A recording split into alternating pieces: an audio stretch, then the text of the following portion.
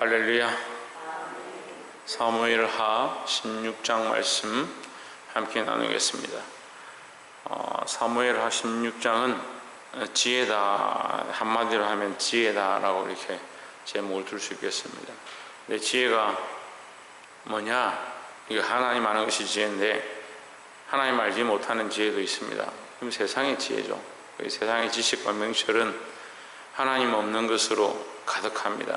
그래서 세상에 하나님 알지 못하는 지혜로 가득한 것은 결국 인간의 본성으로 돌아갑니다. 그래서 과학과 기술이 발달되어서 인간을 편하게 하고 좋게는 하지만 결국 하나님 없는 것으로 잘못된 길로 갈 수 있고 잔인한 무기나 사람을 해하는 것으로 변질될 수 있습니다. 그래서 우리는 늘 진리 안에 말씀 안에 서서 하나님 원하시는 바를 똑바로 보게 되기를 주의 이름으로 축원합니다. 이 16장을 보면 이 사무엘 상하가 이제 중국의 이 삼국지보다 더 재미있어요. 이게 서로 속이고 속이는 얘기로 되어 있는데 네 사람의 인물이 등장하죠. 4명이 등장하는데 이 시바가 처음에 등장합니다. 그 다음에 신무이가 등장하고 그 다음에 누가 등장하냐면 후세가 등장하고 그 다음에 아이도벨이 등장하는데 한마디로 하면요, 이게 각자의 지혜를 짜서 서로를 속이고 속이는 겁니다. 서로를 자기의 입장에 따라서 속이고 속이는 거죠. 이게 처음에 시바라고 이 사람이 등장하는데 사바는 누구냐? 머비보셋의 종이다. 머비보셋의 종. 머비보셋은 다윗의 친구인, 다윗이 정말 사랑했던, 그리스도 안에서 정말 서로 사랑했던, 우정을 지켰던 이 요나단의 아들이다. 남아있는 유일한 혈족이죠. 요나단이 유일한 혈족이었기 때문에 그 집안과의 약속을, 언약을 지키기 위해서 다윗은 끝까지 머비보셋을 챙겼습니다. 그래서 그에게 재산과 권력들을 주고 그의 왕의 상에서 같이 먹을 수 있는 그런 축복을 줬죠. 그런데 그때 이제 이 시바가 권력을 많이 들고 있었는데 왕이 그것을 빼앗아서 이 머비보셋에게 다시 돌려주고, 시바 너는 머비보셋을 섬겨라, 너는 그의 종이 될 것이다, 이렇게 했었는데 16장 1절에 보면 다윗이 마루턱을 조금 지나니 이제 다윗이 이제 힘든 상황 가운데, 난처한 입장 가운데 처했을 때에 머비보셋의 사원 시바가 안장을 지은 두 나귀에 떡 200과 금포도 100송이와 여름 실과 100과 포도주 한 가죽 부대를 싣고 다윗을 맞는지라 했습니다. 자, 이렇게 보면요, 이 궁지에 몰린 다윗에게 이 시바의 이 대접은요 굉장히 큰 거예요. 다윗을 정말 위하는 것처럼 보이고 그 다윗과 함께한 신복들을 대접하는 것처럼 그의 행동은 당장에는 그렇게 보입니다. 근데 이절에 보면 왕이 시바에게 이르되 내가 무슨 뜻으로 이것을 가져왔느냐? 네가 이 가져온 이유가 뭐냐? 시바가 이르되 나귀는 왕의 건속들로 타게 하고 떡과 실과는 소년들로 먹게 하고 포도주는 들에서 곤배한 자들로 마시게 하려 함이니이다 했습니다. 그 모습만 보면, 그 말만 들으면 정말 네가 이렇게 힘든 상황 가운데, 내가 권력도 빼앗기고 이제 도망치는 이런 상황 가운데 끝까지 나를 그래도 대접하고 나에게 이렇게 하는 사람 너밖에 없구나, 이런 생각이 들 만큼 시바가 행동하는 겁니다. 3절에 왕이 이르되 내 주인의 아들이 어디 있느냐? 머비보셋은 어디 있느냐? 머비보셋은 절뚝발인데 양쪽 다리가 다 저는데 어떻게 따라오겠습니까? 근데 묻습니다. 왕의 아들이 어디 있느냐? 시바가 왕께 이르되 예루살렘에 있는데 저가 말하기를 이스라엘 족속이 오늘 내 아비의 나라를 내게 돌리리라 하나이다 했습니다. 머비보셋이 뭐라고 하냐면 이 나라가 이제 다시 나에게 돌아와서 내가 다시 왕의 자리에 올라갈 것이다. 우리 아버지의 나라였으니까, 사울의 나라였으니까, 요나단의 나라였으니까 나에게 그 권세를 다시 돌려줄 것이다, 이런 말을 했다는 거죠. 누구 말이냐? 이거 시바의 말이죠. 시바가 왜 이런 말을 하느냐? 이간질시키는 거죠. 머비보셋과 다윗의, 그 요나단과 다윗의 이 우정을 이간질시켜서, 결국 그 이간질시키면 뭐가 좋으냐? 이 시바가 그 권력을 잡으려고 하는 거예요. 그 자기가 가지고 있는 그 집안에 원래 가졌던 그 땅과 그 집안의 재물들을 자기가 다시 취하려고 하는 거죠. 난세의 영웅이 나는 게 아니고 이 난세에 자기 유익을 취하려고 하는 거예요. 뭐라고 했습니까? 속이는 거죠. 거짓말하는 거죠. 근데 여러분, 하나님의 말씀이요, 이게 희한한 게요, 이 16장에 나와 있는 이 사건들이, 이 네 가지 사건이 정확하게 뒤에 가서 이 사람들 각자가 어떻게 되어지는지를 정확하게 기록합니다. 그러면 이 말씀이 그냥 기록된 게 아니라는 거죠. 이 시바의 결국 그가 결론이 어떻게 되느냐, 다 빼앗기고 그의 종으로 돌아가고 비참한 최후를 맞습니다. 우리가 말로만 하나님 섬기는 게 아니라 진실된 신앙으로 서야 될 줄 믿습니다. 이 처세술을 가지고 자기 입장을 어떻게 하면 내가 사람들한테 잘 보이고 어떻게 하면 내가 목사님한테 잘 보일까, 그렇게 하는 게 아니라 하나님 앞에 서 있어야 돼요. 하나님 앞에. 그냥 보면 이 시바는 다윗을 굉장히 잘 챙기는 것처럼 보이고 다윗에게 최선을 다하는 것처럼 보이죠. 교회도 주의 종을 잘 섬기고 교회의 질서를 잘 지키는 것처럼 보이는데 사람들에게 잘하는 사람들이 너무 많습니다. 사람들이 보기에 사람의 입장에서 사람의 관점에서 지혜로운 뭐하냐, 하나님의 관점을 잊어버리고 하나님의 시각을 잊어버리면 그 헛된 것들을 하고 있는 것이다. 하나님 앞에서 진실하기를, 우리가 서로 섬기고 서로 사랑하고 서로를 위하여 기도하는 모습이 하나님 앞에서 늘 진실하기를 주의 이름으로 축원합니다. 두 번째는 이 신무이가 나오는데 5장에 다윗 왕이 바울임의 이름에 거기서 사울의 집 족속 하나가 나오니 게라의 아들이요 이름은 신무이라. 저가 나오면서 연하여 저주하고 했습니다. 이 신무이가 다윗을 저주하는데 도망치는 걸 아니까 얼마나 저주하느냐, 그냥 저주하는 정도가 아니라 돌을 던져서 돌을 집어 던지고 욕을 하면서 저주합니다. 7절에 보시면 신무이가 저주하는 가운데 이와 같이 말하니라. 피를 흘린 자여 비루한 자여 가거라 가거라. 피를 흘린 것은 맞아요. 다윗이 피를 흘린 것이고 결국 다윗의 피 흘림으로 말미암아 하나님께서 그에게 성전 건축을 너희 아들의 때에 하도록 이렇게 하셨습니다.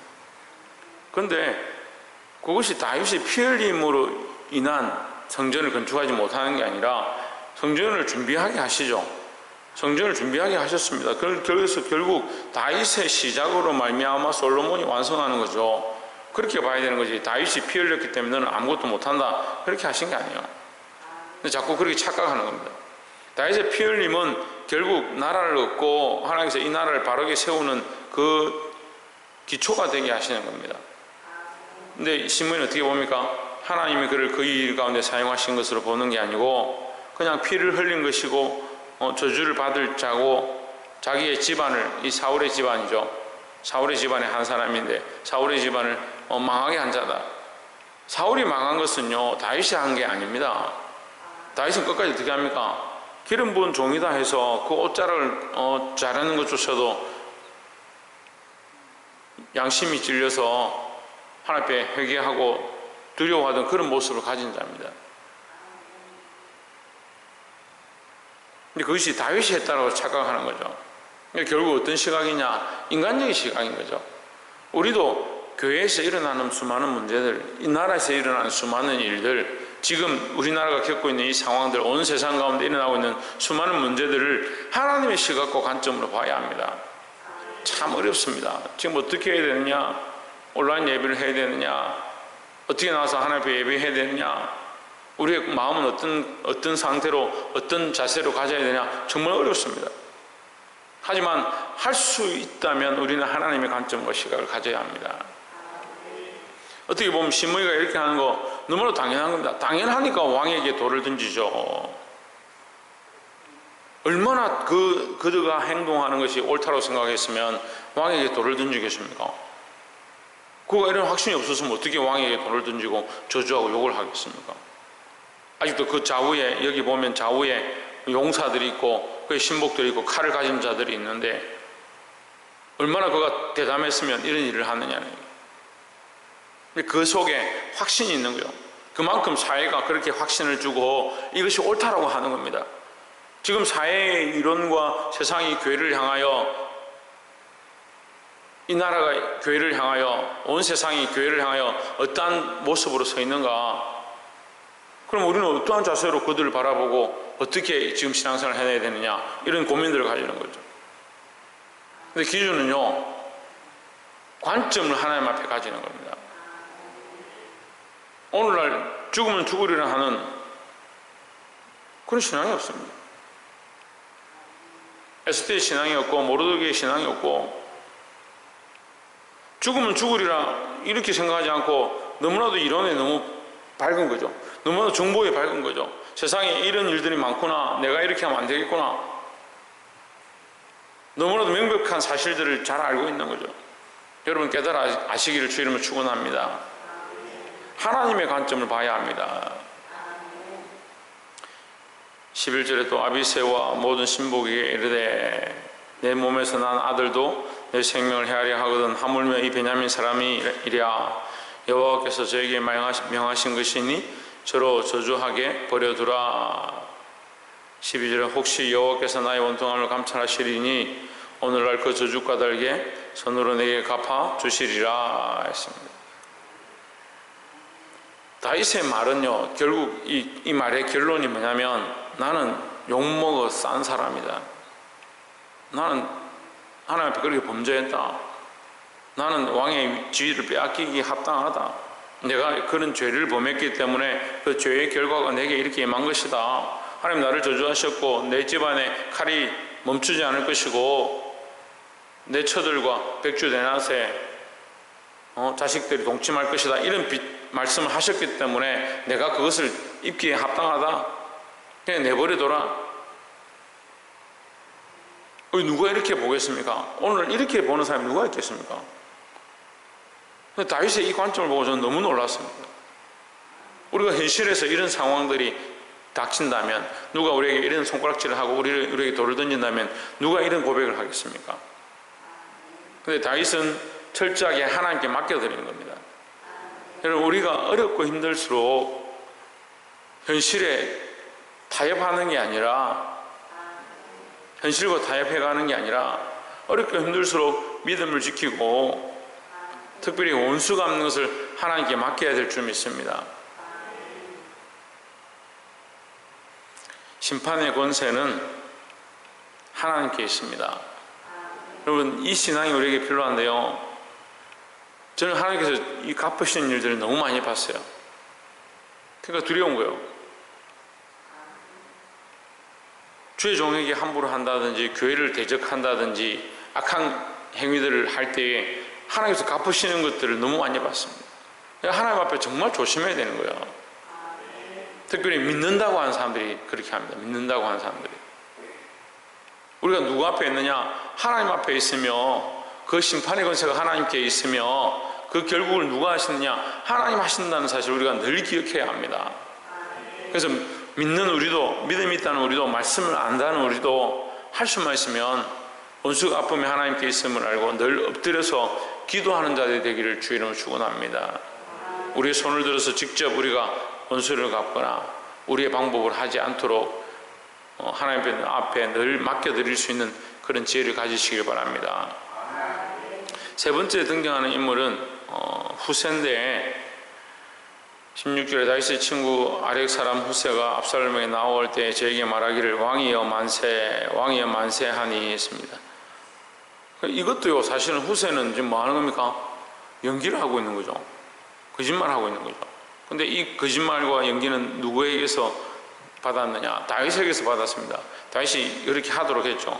후세에게 너는 압살롬에게 가서 붙어 있다가 그의 정보를 나에게 주라. 그렇게 얘기했습니다.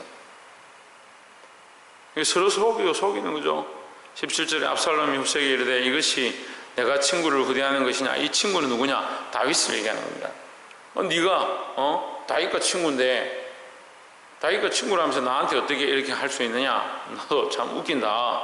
이런 말이죠. 다윗의 친구를 하면서 이 모략을 짜고 지혜를 짜서 다윗을 돕던 자가 내한테 왔느냐? 나쁘진 않지만 너 웃긴다 이 얘기요. 그래서 어쨌든 나에게 모략가가 생기고 나의 전력이 더 강해지니까 좋긴 한데 권력을 뺏겠다고 네가 금방 변해서 내한테 왔느냐 이렇게 말하는 거죠. 후세가 이르되 이것이 내가 친구를 후대하는 것이냐? 내가 어찌하여 내 친구와 함께 가지 아니하였느냐? 18절에 후세가 압살롬에 이르되 그렇지 아니하니이다. 내가 여호와와 이 백성 모든 이스라엘을 택한 자에게 속하여 그와 함께 거할 것이니이다 했습니다. 후세가 지혜롭게 말하죠. 다윗을 저주하거나 악한 말을 하는 것이 아니고 뭐라고 하냐면 내가 이 백성과 함께 하겠다. 그 백성과 함께 하는 것은 당신이 백성의 왕이 되면 난 당신과 함께 있지 않느냐 이렇게 에둘러서 말하는 거죠. 그래서 어쨌든 지혜롭게 말해서 이 후세가 이 압살롬 옆에 붙어 있습니다. 근데 어떻게 합니까? 결국 이 후세로 말미암아 아히도벨의 모략이 나중에 허사가 되게 만드는 거죠. 무력화 만들게 하는 거죠. 다시 다윗이 돌아오게 하는데 가장 큰 공로를 세운 자 중에 한 사람이 됩니다.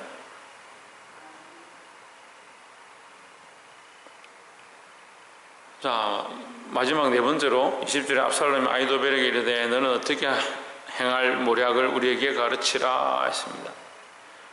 마지막으로 아히도벨이 나오는데 이 아히도벨은 누구 편에 서느냐? 철저하게 압살롬 편에 서는 겁니다. 후세는 다윗의 편에 섰다가 다윗의 편에 서 있다가 압살롬 편에 선 것처럼 거짓으로 하고 아히도벨은 다윗의 편이었는데 압살롬의 편에 완전히 서버린 겁니다. 그래서 뭘 하느냐? 21절에 아히도벨이 압살롬에게 이르되 왕의 아버지가 머물러 두어 궁을 지키게 한 후궁들로, 이거 왕의 후궁이죠. 다시 말하면 다윗의 첩들이죠. 첩들로 더불어 동침하소서. 그리하면 왕께서 왕의 부친에 미워하는 바 됨을 온 이스라엘이 들으리니 왕과 함께 있는 모든 사람의 힘이 더욱 강하여지리다 했습니다. 다시 말하면 우리가 다윗의 권세를 다 짓밟았다. 다윗은 아무것도 아니다. 심지어 우리가 그의 첩들도 다 우리가 취했다. 이제 이렇게 하면서 권력을 잡겠다는 거죠. 다윗을 무력화시키는, 그러니까 백성들 앞에 다윗이 왕이었는데 이제 왕도 아니고 아무것도 아니다. 이것을 이제 드러내는 거죠. 그 다윗의 권세가 우리가 다 빼앗았다. 이것을 이제 표현하는 방법으로 그 후궁들과 동침을 하는 겁니다. 결국 이건 백주 대낮에 이런 폐역한 짓들을 하는 거예요. 아히도벨의 이 모략이 그런 거죠. 이제 23절에 보시면 그때 아히도벨의 베푸는 모략은 하나님께 물어 받은 말씀과 일반이라. 제 모든 모략은 다윗에게나 압살롬에게나 이와 같았더라 했습니다. 여러분, 아히도벨이 정말 지혜롭죠. 근데 그 지혜를 가지고 하나님의 영광을 위해 쓰지 않고 결국 자기를 위해 씁니다. 여러분, 지혜가 있고 똑똑하고 명철해도요, 하나님의 영광을 위해 쓰지 못하면 이거 폐역하는 겁니다. 폐역하는 거. 사람을 망하게 하고 나라를 망하게 하고 음란하고 죄악의 길로 달려가는데 아히도벨이 쓰임을 받습니다. 결국 그의 최후가 어떻게 되느냐? 자살합니다.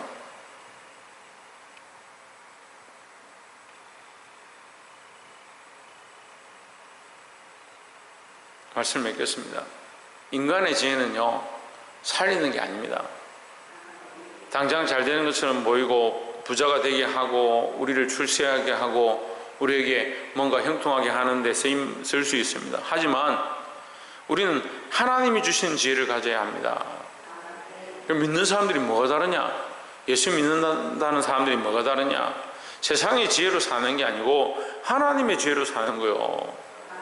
그러니까 사람들 앞에서 당장에는 멍청해 보이고 당장에는 미련해 보이고 어떻게 저럴 수 있을까라는 생각이 든다 하더라도 우리는 사람 앞에 서 있는 게 아니라 하나님 앞에 서 있어야 합니다. 누가 우리를 도우시냐? 하나님 우리를 도우시는 거죠. 근데 세상의 지혜와 이론을 가진 사람들은 이게 옳다 저게 옳다라고 계속해서 주장합니다.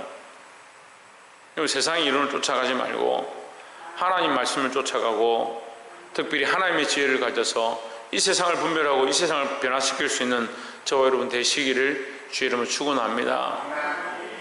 이 아이도벨의 지혜의 명철 결국 하나님 주신 거죠.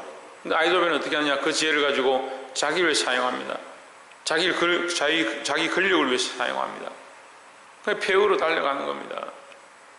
여러분, 우리 욕심과 우리를 위해서 하나님 주신 것들을 사용하지 말고 하나님의 영광과 그 나라를 위해서 사용함으로 하나님 앞에 크게 쓰임받는 저와 여러분의 삶이 되어지기를 주의 이름으로 축원합니다. 기도하겠습니다.